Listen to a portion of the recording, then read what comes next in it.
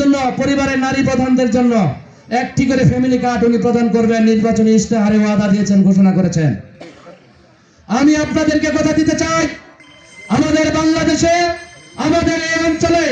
পরিবারের মধ্যে আমার নারী মা খালাদের পরিবারের ভিত্তি মজবুত করার জন্য, ক্ষমতা বৃদ্ধি করার জন্য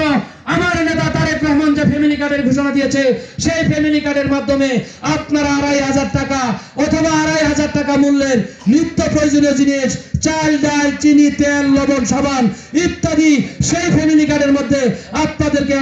প্রদান করা হবে। আমি ইউনিয়ন বিএনপির একজন কর্মী হিসেবে আপনাদেরকে কথা দিয়ে যাচ্ছি, এই অঞ্চলের মানুষ, আপনাদের এই ওয়ার্ড, আপনাদের আশেপাশে যারা আমাদের বিএনপি নেতৃত্ব দেয়, তাদের মাধ্যমে প্রত্যেকটা অসচ্ছল, নিম্নবিত্ত, মধ্যবিত্ত